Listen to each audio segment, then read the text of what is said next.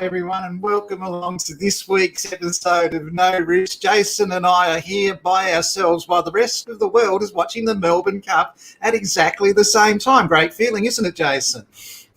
Well, mate, they say it's the race that stops the nation. Tomorrow we've got the election that stops the world in some respects. Like, it's been a crazy week, mate, a crazy week.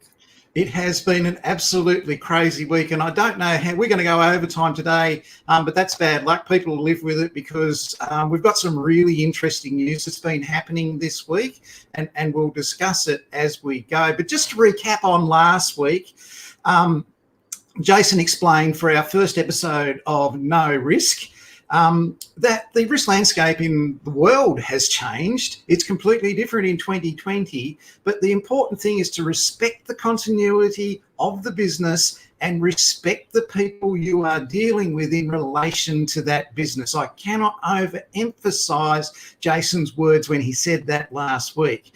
It is that sort of thing that leads to the success of hotel quarantine in New South Wales, and when it wasn't implemented in Victoria, in total contrast, when the misdirected communication, the lack of respect in people that were being dealt with at the end resulted in a negative outcome. So Jason's words were absolutely spot on last week. With respect the continuity of the business and respect the people who you are interacting with in order to carry that out at the lowest common denominator level, which is the people who are interacting with the people on the other end of the business. Jason said he's seeing good risk management strategies being implemented out there in relation to the new dynamic and paradigm that we are facing.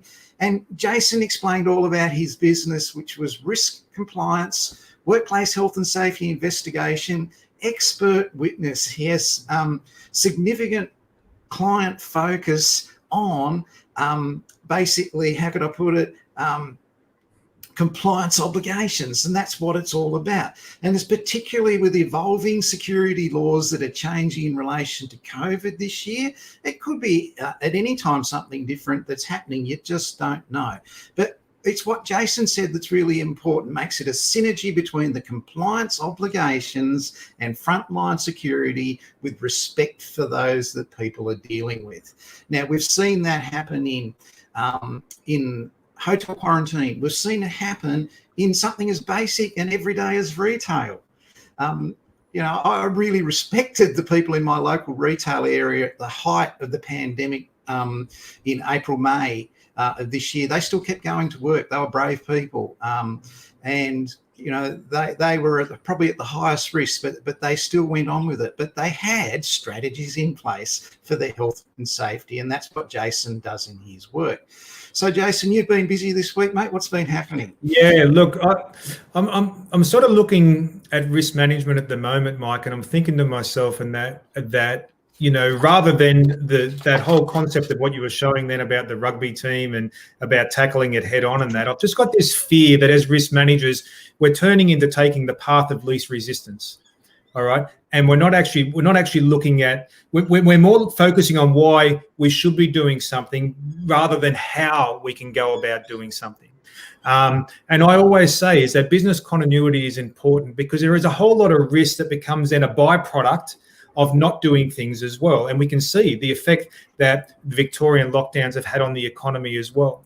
I think people would rather a heavier regulated or more sanctions than that in place just to allow them to have continuity of business versus having no business whatsoever.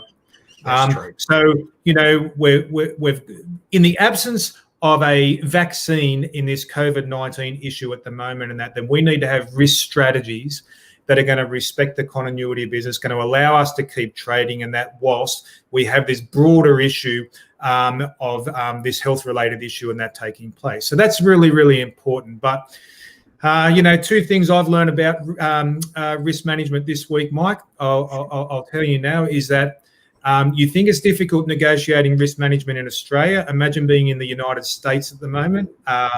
We're talking about daily 100,000 infections, and the responsibilities of the risk managers in the United States to try and stop community transmission with that many infections happening on a daily basis.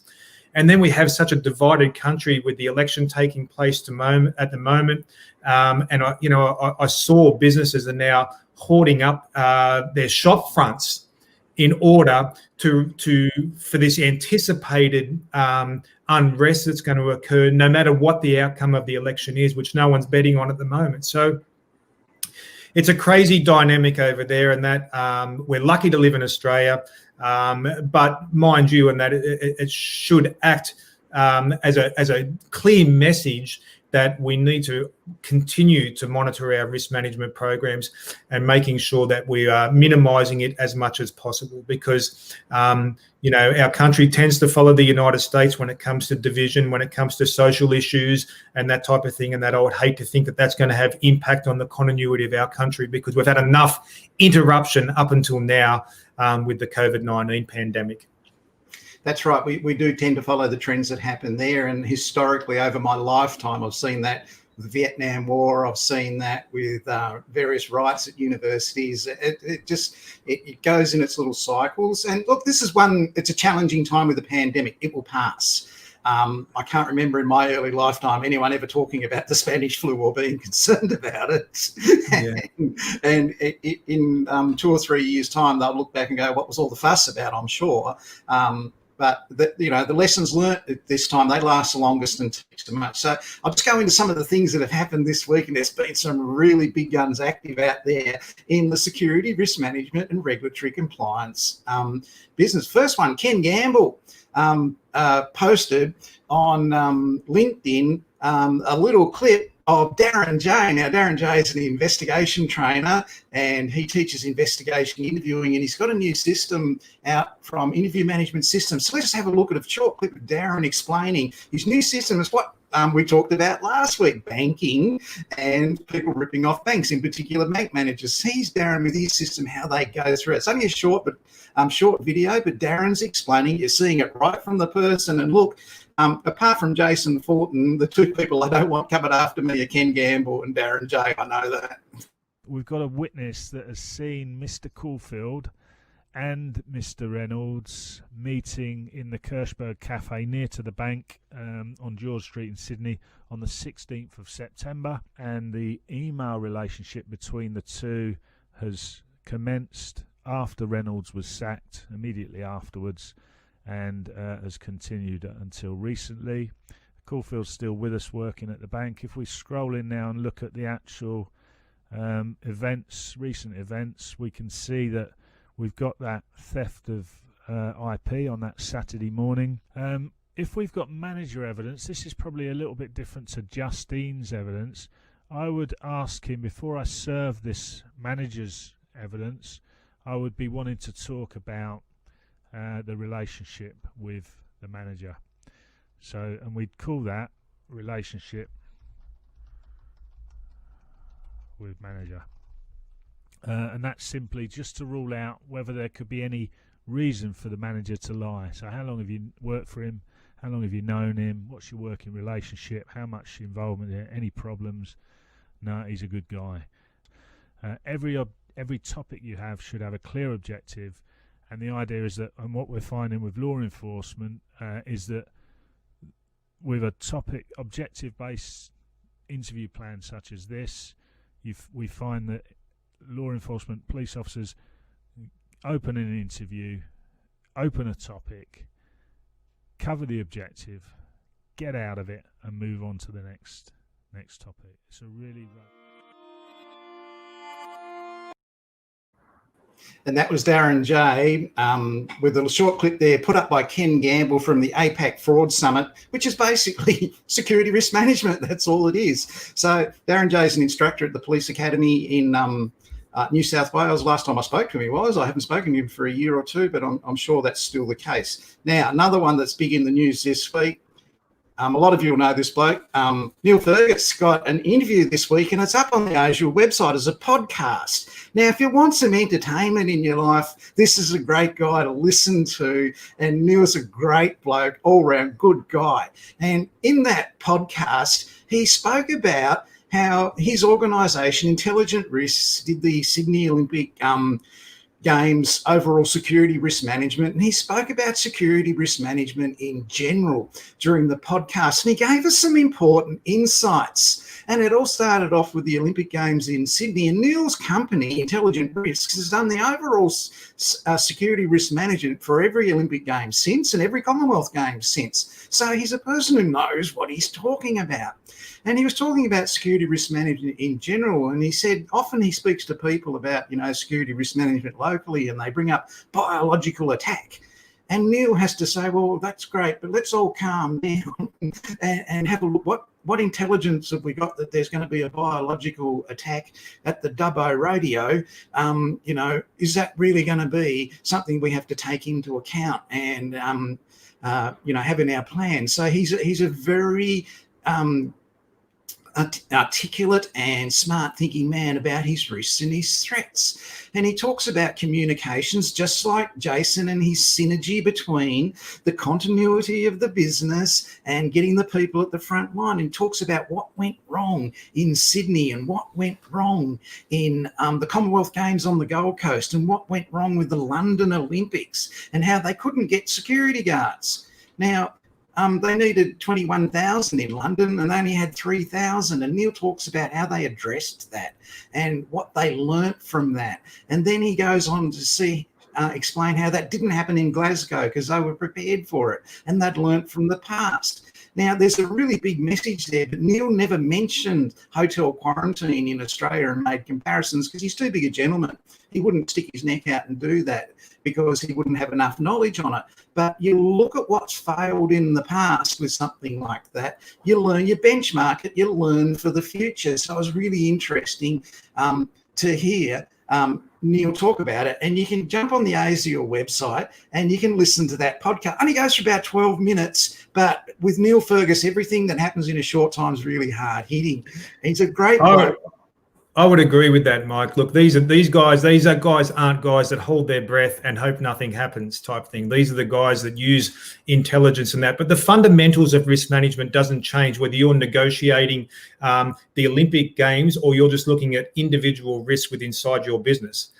This is the whole methodology in that on a likelihood consequence measure and that, and then taking steps in order to minimize that risk. There is so much business intelligence that people waste or aren't using in that to be able to build profiles of particular people similar to what your investigator was doing, build circumstances and that would lead you to believe the level of risk that may exist for something. So I encourage everyone, you should look at what business intelligence is available for your companies. All right, have a look at how that may be able to support the way in which you manage your risk and which you respond to risk. But you're talking about some serious A graders there when it comes to risk. My word. And Neil's done the security risk management, overall security risk management for every Olympic Games and Commonwealth Games since Sydney. That's an amazing effort. He tells a really great story. I better be careful, but he put in the tender for the London Olympic Games and forgot all about it. And he was in Istanbul in a kebab shop. And the phone rang. So he answered his phone, and of course it had belly dancing music going in the background as he was talking to the person. They said, "Oh, hi Neil, it's the London Olympic Committee on speakerphone. You've just won the tender." Wow. And only Neil would see the humour in the loud music from a kebab shop in Istanbul as he tried to talk to them and be a serious risk management person. He's got such a great sense of humour, and Neil, he really is fantastic team there. Now, this is really going to be important because it's affecting me really seriously on Monday of next week. I'm jumping on an aeroplane and I'm flying interstate on this airline, and I'm going to be there with a whole lot of other people, and we're going to be doing a bush and rural surveillance program down there. Now, I haven't been on an air flight since late January this year, so I have no idea what to expect. I have no idea what I've got to say to them when I get off the plane in Tasmania, and I've got no idea what's in place as far as what I'm going to meet at the airport when checking in or getting onto the plane. I know there is no business lounge. I don't think that's going to happen. So I've got to get on the plane and go and do that next week. So, Jason, some of the things, what are they sort of doing out there now in relation to the future with how this is going to work moving forward? Yeah, well, look, health monitoring has become a significant influencer on the way in which companies have to manage risk now, given what's occurred with COVID-19, and given the when we look at it from a risk perspective, and that the potential damage it can do should a contamination occur on one of these flights.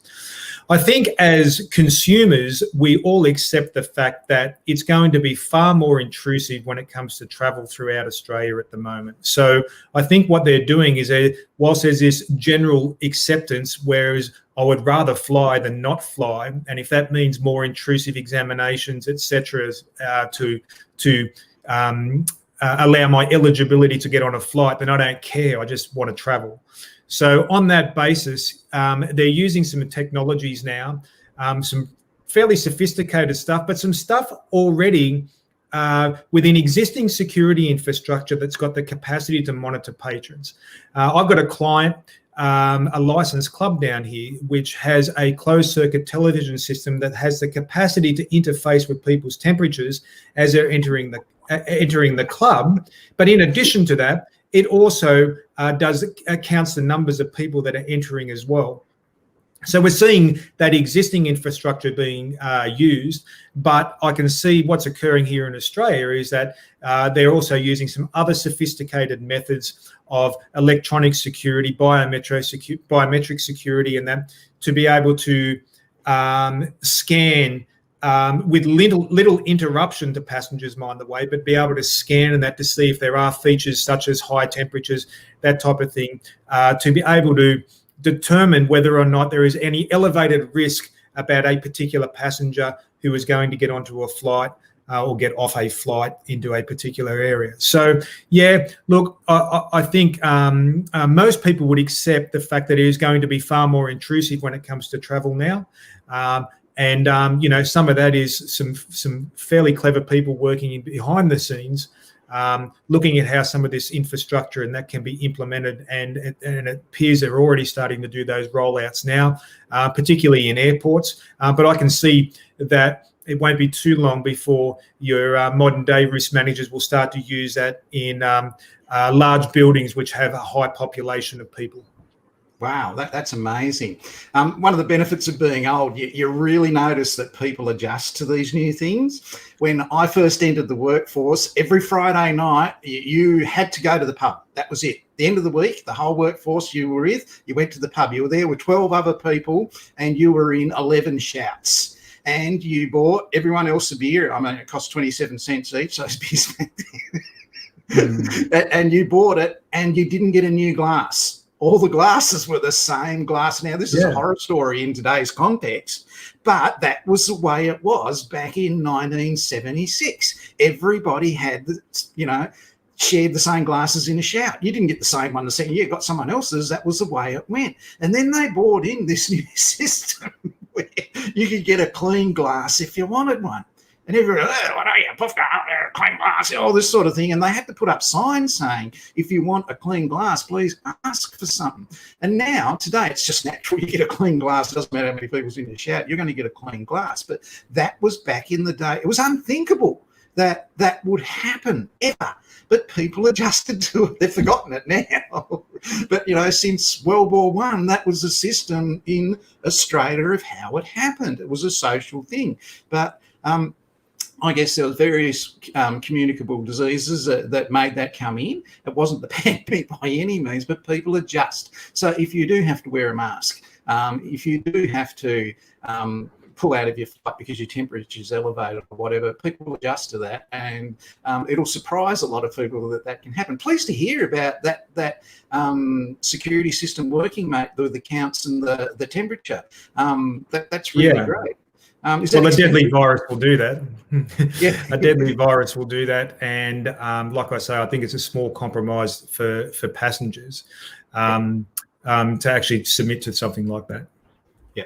Okay, so last week we talked about some of Jason's work was in financial sort of compliance, that sort of thing, investigations. This week coming out of the woodwork, we had V-Line down in Victoria, where the person in charge of V-Line in the government, he was accepting bribes from a cleaning company called TransClean in relation to what was happening, winning the tenders, that sort of thing. And at the start of the pandemic earlier this year, TransClean missed the cleaning of a couple of trains, and this person who was being bribed by TransClean, he covered it up for them. So this was at the height of the pandemic beginning down there. So he has now lost his job. The contract has been torn up. $40 million contract torn up, and that was an IBAC investigation. So it's a massive security risk issue. Is the person in charge of procurement susceptible to bribery or corruption or coercion? So this is what we look at in our everyday activities as security risk managers, just part of it. And the number one place you're going to hone in on is in procurement, because that's one of the highest levels of vulnerability in any workplace. Happens in hospitality. Mike, yeah, I was just going to say, Mike, at present in that we have the lowest income growth that we've probably ever had. We're in a diminishing economy. So if we're not looking and taking that into the consideration when we're looking at the risk to fraud, the risk to theft, the risk to these types of things occurring, corrupt practices occurring, then we're crazy. These are the things I'm considering with my clients at the moment about their vulnerability, particularly for those who are large cash businesses. Because one of the byproducts of a diminishing economy is increasing crime. All right. History don't lie when it comes to that. So I think it's something that everyone needs to be conscious of when designing their risk registers at the moment and considering what risks exist for their business, because it's quite easy to get entirely focused on how we're going to minimize the risk of a COVID-19 community transmission occurring in our business or in our venue. But certainly don't take your eyes off some of these other things that I think are elevated in 2020, even more than they were in 2019, given the factors such as a diminishing economy and the effect and what we would say is a bear market. As far as the economy goes at the moment, that you wouldn't be vulnerable to corrupt practices similar to the one you just referred to. That's right, and they are commonplace. Local councils are a wealth of opportunities to keep me employed for the rest of my life, and it happens particularly in procurement. So just very quickly, we'll just have a look at how fraud works, the corporate view and the government view just quickly. Whoops. That's the expert witness, played the wrong one.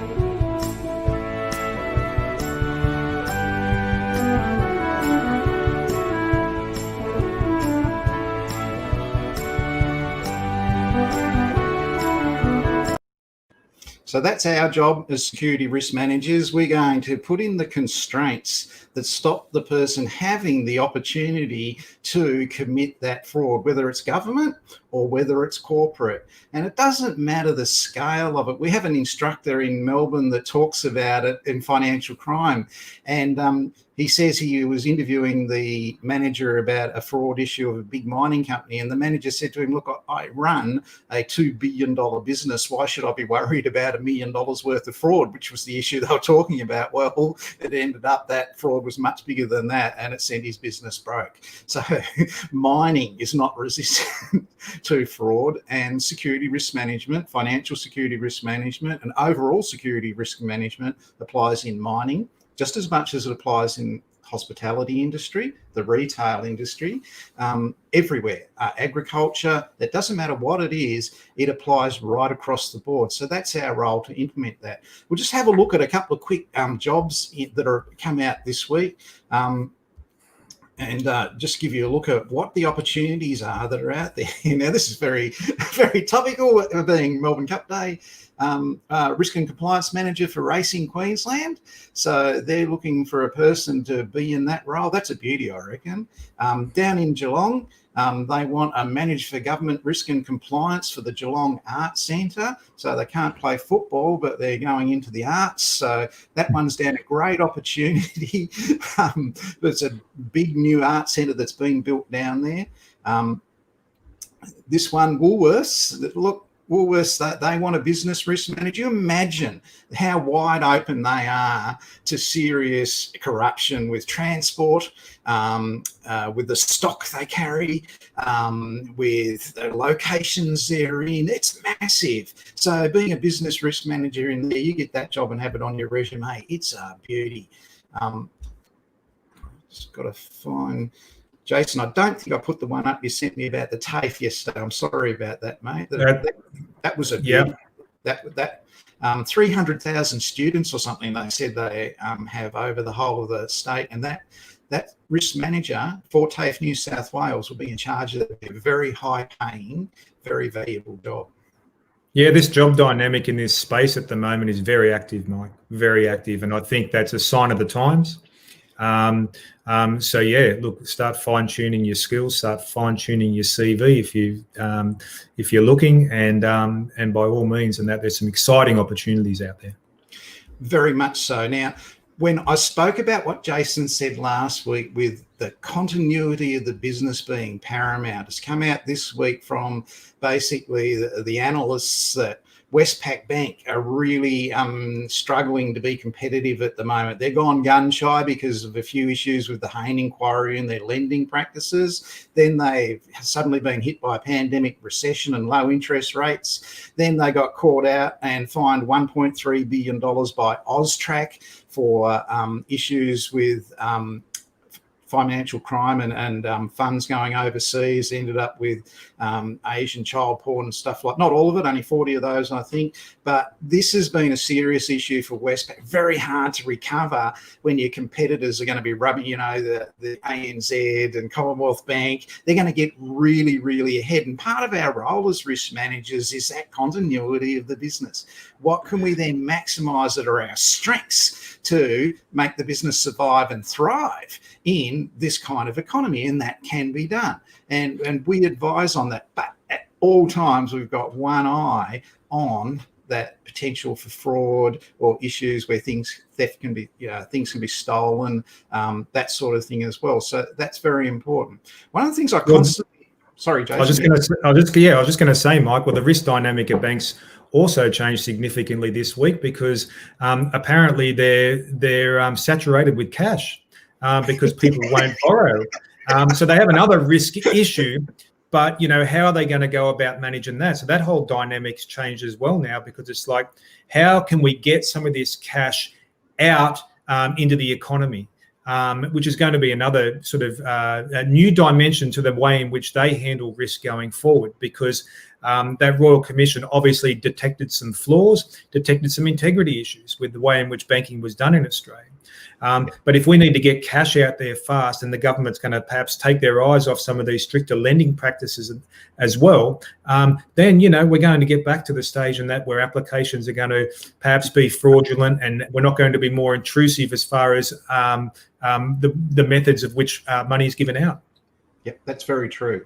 So one of the things I'm asked quite frequently is when people study the Diploma of Security Risk Management with me, or they study the Certificate for Security Risk Management, is should they go and buy the standard?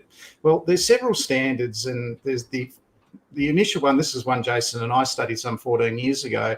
It's probably the second part of it, but it was a 116-page document plus another 38 pages with another supplement to it. And it has all the security risk management templates in it. It's a really great document.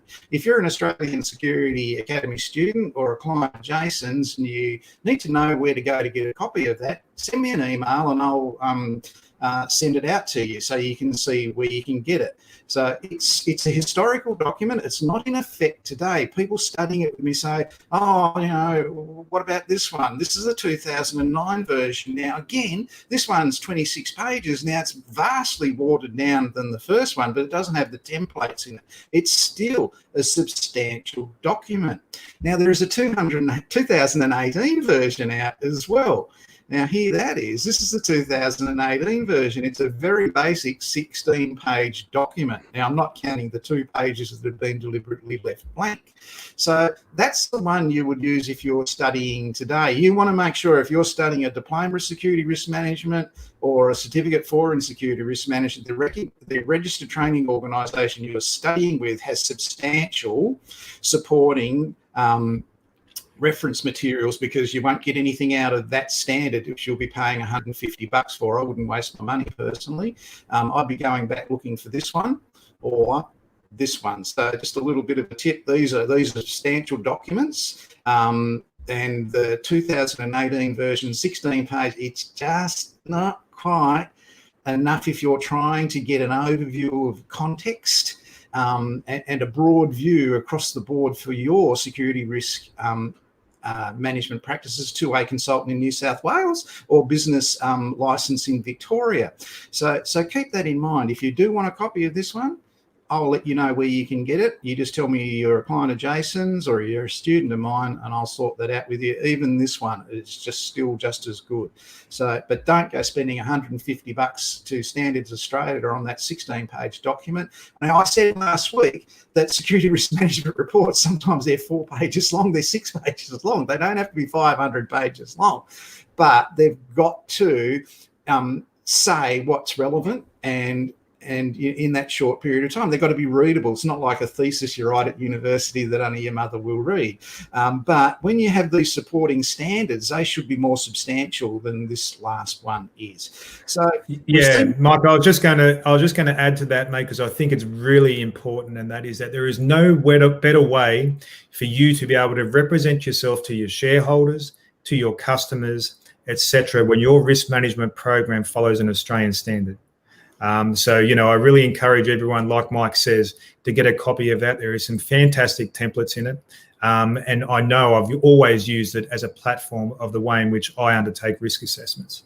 But yeah, no better way to represent yourself when you're following an Australian standard rather than your own template. That's true. And mate, I don't know if you saw this one came out of South Australia this week, but down in South Australia, you now can get your security license on your phone. So it's a digital security license. So I don't know whether they've gone away from the old plastic one altogether and you only get this one now, but that's an interesting development in technology in security around Australia. So I'm going to be following that one with much interest and something to look forward to. Jason, look, it's been a really busy week, mate. I appreciate giving up your time. I know you're busy. You don't really have time to do this. Next week when we get together, I'll be coming to you from Tassie. I'm looking forward to that. Stick around, mate. Thanks for watching, people. If you want to see any part of that again, you just hit replay. Okay, so if you're watching this on YouTube, just hit replay. If you're watching this on Facebook, it'll replay again. Last week's episode, up against another probably 4 live streams that I've done, was our most popular one for 3 weeks. So well done, Jason. Great. Yeah. So thanks, people. That's our time's up. We'll be back with you next week. Stick around, Jason. I'll talk to you in a second. And we'll just go out with just a look at the way you're going to do your risk management, people, is you've got to understand that if you're the regulator or your competition are playing rugby, you can't play handball. Just a quick look at that on the way out. Mike Evans and Jason Fullerton. We'll see you next week.